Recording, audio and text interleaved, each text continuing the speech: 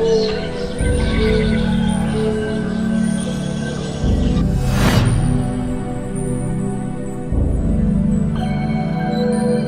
now have the pleasure of introducing Dr. Alaa Murabit. Alaa Murabit is a medical doctor, one of 17 global sustainable development goal advocates appointed by the UN Secretary General, and a UN high-level commissioner on health, employment, and economic growth. With a strong focus on challenging societal and cultural norms, Alaa champions women's participation in peace processes and conflict mediation. Her TED Talk, released in July 2015, What My Religion Really Says About Women, was elected as the TED Talk of the day and one of 4 moving TED Talks you should watch right now by the New York Times. Dr. Alaa was nominated to address the UN General Assembly multiple times. She also completed her medical degree at the University of Zawia and went on to complete her master's in international strategy and diplomacy with distinction at the London School of Economics. She is currently a Ph.D. candidate in leadership and security at King's College London. I would now like to invite Reverend Bob Moore to the stage to present Dr. Alaa with the Peace Award. The Reverend Robert Moore has served since 1981 as full-time executive director of the Princeton, New Jersey-based Coalition for Peace Action, a regional organization dedicated to global abolition of nuclear weapons, a peace economy, and a halt to weapons trafficking.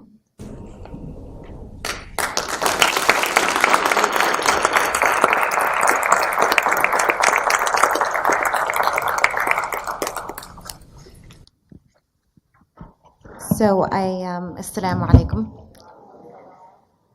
Today I get to do 2 things that I very rarely do. The first is speak at a podium, because everybody can always tell that I'm 5'2", which is something I try to hide. And the second is to speak to a predominantly Muslim audience. I very rarely get to do this, so it's both exciting and refreshing. First, I'm incredibly honored to be here, particularly among a panel of incredibly qualified, esteemed, excellent colleagues in this space. Second, I'm honored to be here because I've actually never really been in Jersey for longer than like an hour. So this is setting a record for me. It's a shame, I know. I hear the food here is really good. And the people, but you always put food first. That's how I travel, you know. If the food's good, I'll go, then I'll meet the people. It's a system. So I was born and raised actually in Canada. I have the honor of being a Canadian. Yes, yep, it truly is. And Canadian Libyan. And my parents moved from Libya in the late 1970s. And I was born in the late 1980s. And how many people here are either immigrants or the children of immigrants? Hands up. Okay, so like everybody in the room. Good job. But I don't know if your family was similar to mine. I'm going to assume it was, where the only thing that really mattered to your parents was A, how you treated people, and B, how well you did in school. So in my family, it was genuinely how well you did in school. My dad was I have 10 brothers and sisters. Mashallah, right? Think about my mom right now, mashallah. I have 10 brothers and sisters, 5 brothers, 5 sisters, so we win on that one. Congratulations to us. Yep. It was very important growing up. When you talk about alliance building, it always helps when your alliance is automatically bigger. When you talk about negotiation, it always helps when you have more people to negotiate with. And growing up, my dad in particular was hyper-focused on his daughters getting an education. Not just any education. My sister ended up being the first woman to graduate from medicine from a Libyan background in Canada. She then went into the most competitive field in Canada, plastic surgery, and to this day holds the record for the highest mark on the boards for plastic surgery. Yeah. She did this by the time she was 26. So I had huge shoes to fill, which I didn't mind because I'm also incredibly competitive. That's another side effect of having 11 kids. And And when I grew up, we would go to the mosque occasionally, but to be quite frank, not very often. It's quite difficult to be able to organize for one mom, while my dad was always at work, to organize taking, 8, 9, 10, 11 kids to the mosque. So the bulk, or the entirety really, of the religion I learned was what was taught to me by my parents. And I learned very young that Islam was merciful. That is what my mom always taught me, across the board. Literally anything I did, Islam was merciful. It was almost the exact opposite of what I learned when I went to the mosque. Because when I went to the mosque, I really liked Backstreet Boys when I was younger, and the Spice Girls, I still do. And when I went to the mosque, I was told I was going to hellfire for really liking both of those. And I was like 9 years old. So when you tell me I'm going to hellfire for the Spice Girls, I'm like, it's a long ways away. I'll listen now and I'll deal with that later. But to me, religion, the way it was taught to me at an institution, was exceptionally stringent. It was strict. It was not forgiving. It wasn't enlightening. It wasn't, everything I was told about was how angry God was and how angry God would be with me all the time, and how it felt like you couldn't win. It truly did. And my mom would give me this alternative universe where she'd be like, no, Allah subhanahu wa ta'ala is merciful, and His mercy is greater than His wrath, and He's the most forgiving. And, imagine how much I forgive you. My mom forgives me so much. Allah yakhallaha. She is the most amazing. She has patience like dripping. Her blood is not blood, it is patience, I swear. It is in her veins. And she says, imagine how much I forgive you. Allah subhanahu wa ta'ala loves you 100 times more, and He forgives you 100 times more. So here I was between the institutional faith, which told me that was not the way it was. And as I got older, I learned that institutionally, the person my parents had raised me to be, as outspoken, as eager, as ambitious, was not what my mosque thought young women should be. Between my parents, who had raised me to literally, like if I had told my mom I wanted to go to the moon, my mom would pack my lunch. She'd be like, Bahi Allah, let's go. Like, what are you still doing over here? So between the person my parents raised me to be, and then as I got older also what society told me I was. So either I was exceptionally oppressed one day, I was too vocal and ambitious the next. And my parents, at some point when I was a teenager, started getting very confused. Like, why are you having so much trouble with identity? And it's because every single person was telling us we were supposed to be something else. And I am going to pick a little bit on the mosques now. I will. And that's because our mosques don't do the same thing to the young men. No, the brothers can go party on Friday night. They don't even need to just listen to Spice Girls. They can go the whole 10 yards, and then they can show up and say they've repented, and everybody is forgiving. Nobody asks them where their religion is. Nobody asks them about their piety. Nobody challenges them. I know this from firsthand experience. If my brothers were to go out on the weekend, they could come to the mosque and everybody would be like, mashallah, he came to the mosque. Mashallah, the future generation is strong. And the young women would be literally doing halaqas Friday night. And they'd be like, oh, astaghfirullah, sister, why are you not wearing a skirt? I'm sorry, but the way women dress is not the 6th pillar of Islam, not last I checked. It truly isn't. So, as excited as I am that we talk often in Islam about the history and the roots of Islam, which I think is important, because I think, unfortunately, the way we teach it institutionally is very negative. I genuinely believe that. There is not a lot of love in the way we teach our faith. There's a lot of compulsion, and that's the exact opposite of what it should be. But while that's important, as children of immigrants, I'm sure you recognize, I once got about 86 on an exam. 86. Now, for background, for context, I graduated from high school when I was 15, so an 86 was very abnormal. The only class I almost failed was art, and I was so proud of it. I still am. I was an awesome student. So I came home with this 86, and there was this one girl in class. We all know the one person in class that you compete with. Everybody has one. You think it's a secret. It's not. The other person knows you're competing with them. I had one girl, and she was, mashallah, so smart. Her name was Alicia. And I honestly credit her for where I am today, because she made me competitive and she made me work harder, but she had gotten an 83. So I went home so proud of my 86. And I was like, Baba, look, I got an 86. Most of the class got 60s. Alicia got an 83. And my dad was like, well, did anybody get above 86? Because if I had gotten the highest mark, I would brag about that too. So my dad knew that I hadn't. And I said, well, there was this one girl, but she doesn't usually compete with me on marks. And my dad looks at me and he says, when did I raise you to compare yourself to the average or the less than? I raised you to compare yourself to the best and to your best and to be better than it. And the reason I bring this up is because our community is so good at comparing ourselves to 1,000 years ago, and we're so bad at asking ourselves where we are today. We're not good at it. We don't do it. We just don't do it. And I love that we can sit here and talk about how we need women on boards in mosques and how we need women to be spiritual leaders and how we need them to be recognized in the community. That is all true. We do. But it's not about us opening the door for women. I feel like we're a bit confused there. It's genuinely not. It's about the fact that either we're going to open that space or they're going to create their own. I'm sorry, but as it stands right now, Muslim women are more educated than their male counterparts.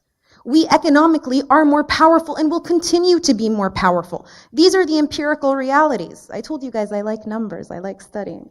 The empirical realities is we will economically reinvest 90% into our communities. On average, men reinvest 30%. Where is that 90% going to go?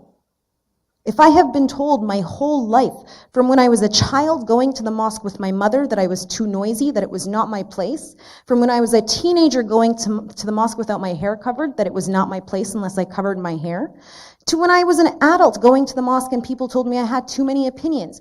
Why would I go back and reinvest my time and energy and resources into a space that has told me since day one I do not belong? That has not been built in my likeness, that I have not had any role in shaping. And why would I want that, inshallah, the day I have kids, for my children? I still remember men coming, sending young boys to the women's section, which, by the way, was the size of a shoebox, to ask the women why the kids were noisy, as though the kids were not the men's as well. I'm sorry, but last I checked, that wasn't the religion we were taught. And we're all very good at talking about the Prophet ﷺ. We're all so good at talking about him and saying we're going to be like the Prophet, and then we don't actually do it. I mean, the one thing my dad taught me that I hold on to a lot as I get older is in Islam, you are only held responsible for what you know. Allah subhanahu wa ta'ala will not ask you on the Day of Judgment why you did things if you did not know they were wrong. You are held responsible for what you know. You're supposed to seek to learn. But if for whatever reason you didn't know, you lived in the one corner of the world that didn't have internet, that had nothing, you are not held responsible for that. The reality is we all do know. We've had these conversations multiple times. We have absolutely no excuse to keep having these conversations, to have one day a year where we glorify women, where we talk finally once a year about domestic violence as though it's this abnormality when the vast majority of our mosques have significantly higher rates than the average American communities. I mean, I remember once having a conversation with a friend of mine, a girl I went to high school with, and she said something along the lines of, yeah, but Muslim men are violent. They don't really like hearing from women.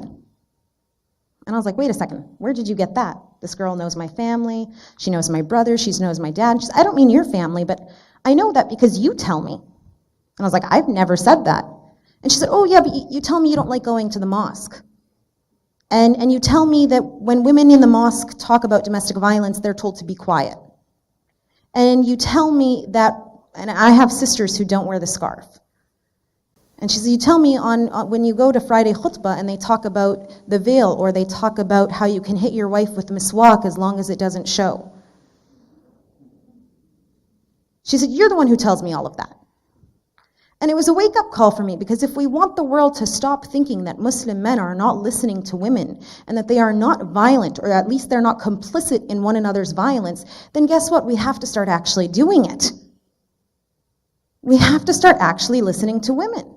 And we have to build institutions which act in service of our communities. Now, there's two things I'm going to wrap up on. And the first one I think is actually the most important, If we are going to talk about women in Islam and Muslim women in our communities, we also have to talk about men. If we're going to talk about challenging those gender roles for women, we have to talk about them for men as well. And I'm not saying we center men in this conversation or to detract from women. I'm actually saying that that's a necessary part. We cannot have legitimate conversations about women's roles in our communities if we're not doing the same for men. We cannot talk about femininity if we're not asking ourselves, how do we teach young boys what it means to be a man? What do we teach them about leadership and courage and respect and control and power? What do we teach them? Because, last I checked, young boys don't grow up just thinking that they can hit women unless they're taught. Which means we're falling short, not just for our young girls, but for our young boys as well.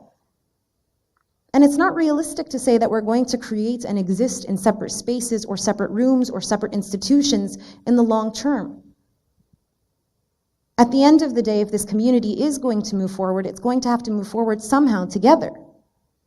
And I don't want for my brothers, because I genuinely think limiting the roles and the influence and the leadership of women is actually as detrimental to young boys as it is to girls. I don't want my brothers growing up in a world where they somehow think that power or leadership or means control. I don't want them to think that. I don't want for them to feel like it's an excuse that somehow being a man, when Me Too was an active conversation, some people said, well, boys will be boys. What do you mean boys will be boys? Last I checked, they're not animals. This is not, the fact that we're even saying that is disrespectful even to the men in our community. We should expect better of the men in our community. That's what we should expect. It shouldn't be boys will be boys. We should start holding one another accountable. And that means teaching our sons better, teaching our daughters that they have rights and they deserve them. And teaching our sons that, when their wife comes home, if she wants to quit working, guess what? You're not assisting with the housework. It's your house too. It's your responsibility too. That is part of your job. The last thing I'm going to touch base on is I don't normally work with Muslim communities. I work globally. And alhamdulillah, that means that every single person in this room has been impacted in one way or another by the work we've done, and that's something called the Sustainable Development Goals. And I've been asked by Muslim communities why I did not focus specifically on working with a Muslim community, etc. And that's because, growing up, our Muslim community in Saskatoon when I was younger was just never that big. When I was 15, I moved to Libya, and I never saw the Muslim community as having different issues or challenges than everybody else. And what I mean by that is in the Sustainable Development Goals, we're talking about ending poverty or education. We're talking about quality healthcare. We're talking about innovation. We're talking about gender equality and reducing inequalities and sustainable cities and climate action. And last I checked, those impact Muslims as much as they impact everybody else. And as much as I cheer for Muslim communities when they want to talk about Islamophobia or when they want to talk about peace building locally, as much as I cheer for that, I think at some point as a community, we have to start talking about our responsibility to other communities. We have to. We call on people when we are feeling threatened or when we are feeling violated. We call on people and ask, where are our allies? We always do that. We say, nobody stands up for our community. When was the last time our community stood up for somebody else? When was the last time our community went and supported Black Lives Matter? Or when was the last time our community in Canada, for example, supported the First Nations community? When was the last time our community said, we're not going to talk about Islamophobia today, we're just going to talk about ending poverty in our neighborhood or feeding the homeless? Because if the number one cause for Islamophobia is people not knowing Muslims, then the number one solution is to get out there and let people know who you are through your actions.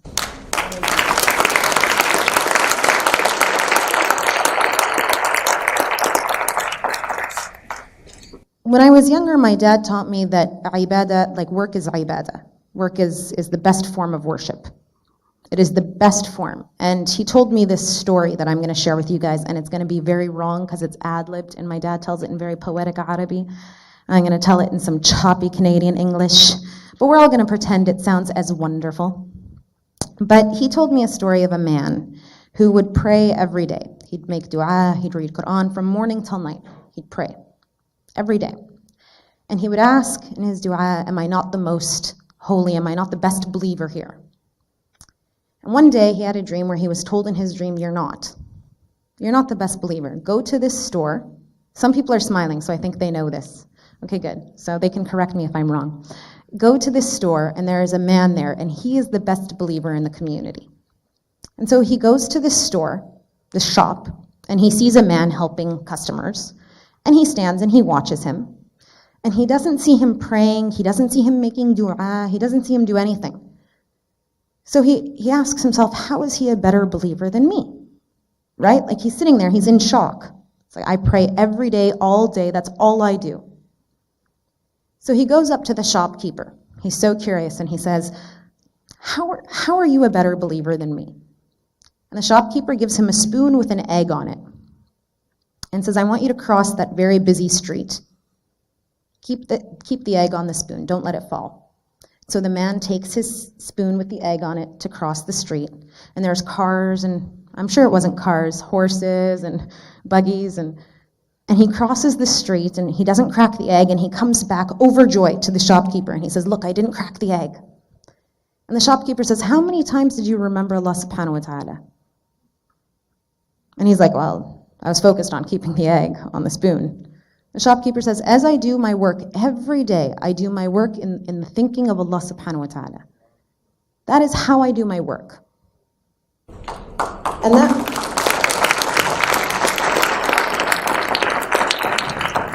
And that was a story my dad told me when I was very young about what it means to be a worshiper. So the reason I think it stayed in my mind, beyond even the lyrics to all the Spice Girls songs, is because there is a significant responsibility that we have in our communities, we have to our families, and we have to one another. And that is that if you are going to be in a position where you have any type of influence or authority or voice, then you have to lend that to other people. You have to open up that space. And you have to leverage whatever your work is to be able to give back. And for me, that community is not just Muslims. It's the 8 billion people living on this planet. It's the reason I dedicated myself to the global goals. It's the reason I negotiated them and passed them and advocate for them. Because my vision in 2030 is that every single child has the right to an education. And in those every single child, there will be Muslims. And in those that aren't Muslims, they'll know that Muslim women fought for those goals for them. And my one call to action, I think, to everybody here is think of the position you're in. I mean, when we all talk about our role models when we're young, a lot of us, when I was young, I always used to be like, oh, Nelson Mandela, Desmond Tutu, Oprah, right? Those were your role models, the people who were far away, who you couldn't see, who looked extra big when you saw them on screen. And as I've gotten older, my role models have changed drastically. It's my mom. My mom is the first leader I ever met.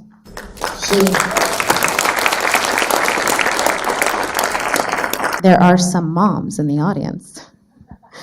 But truly, she raised 11 kids. She was the Minister of Education, of Transportation, of literally everything. I can't remember a single thing I grew up wanting. Not once. And my dad was at work the vast majority of the time. He did what he felt was his job. But my mom did everything. And she probably taught me more than anybody else what leadership means. That it is in its essence the ability to sacrifice and to cultivate other leaders. That she can raise a daughter who chooses to be a stay-at-home mom, and she can raise a daughter that chooses to be a plastic surgeon, and she can say, I did my job. I gave them the skills and the tools, and they chose for themselves. That is the best form of leadership. And if we have that in our communities, it's then our responsibility to elevate that. I mean, I don't know how many of you have tried to separate 11 kids when they're arguing, but on God's green earth, I will never try. It's not a skill set I even want. I have 2 nephews and a niece, and when they start crying, I leave the room. It's just not in my space. But imagine if those were the women that were leading our communities. Just imagine that. I have a young niece named Sophia. She got a Spider-Man costume for Halloween last year. My sister is married to a nice Canadian boy, so they take Halloween very seriously. And this was, first shocking for my parents, and then Sophia didn't take off her Spider-Man costume for 3 months. Literally, she would take it off to change into her Spider-Man pajamas, and when it ripped, she would get her grandmother to sew it for her. And Sophia is the only girl. She's the only granddaughter, so of course she's spoiled, and I completely support that and am complicit in it. But it was interesting to hear the comments from parents and children alike. Parents would say to Sophia, "It's not Halloween anymore, you don't need to play dress up." And young boys and girls, even girls would come up to Sophia and say, "You should give your Spider-Man costume to your brother, you're a girl. Superheroes are boys, Spider-Man's a boy." And Sophia, bless her, has not been taught by society yet that she isn't a superhero. So she would debate them. She'd be like, "No, it's not Spider-Man, it's Spider-Girl. And I'm Spider-Girl, and my aunt told me, and my mom told me," which, by the way, is law to her. And she would take people on, and she's 3. She'd use her limited vocabulary to have active debates. And what was the most interesting part about it was the number one person to tell her she was Spider-Girl was her older brother, Amir. The number one person. In any room, if somebody spoke to her, he'd be like, "No, my sister's Spider-Girl." He was Han Solo, so, everybody had their role. But the reason I mention it is because what our communities are is a reflection of what our homes are. And if in your home, the boys are telling the girls who and what they are and who and what they can be, and they are told that they can raise their voice or raise their hand, then that is what the community will look like. And if in your home, your boys are told that they can cry instead of hit, and that they can be vulnerable and they can be partners, and sometimes, most times, if my family's any indication, the girls will teach them too, then that is what our communities will look like. So before or while we're trying to change the bricks and mortars in our mosques and the way our institutions are built and set up, we should also do that in our homes. 90% of abuse is from somebody you know. 90%. 90%. If there is something that you want to change, then we can all start in our place of work, in our place of home, changing it there first. And from there, you will be surprised how quickly systems change when everybody that exists within them is changing the way they operate and the way they work and the way they worship. Thank you.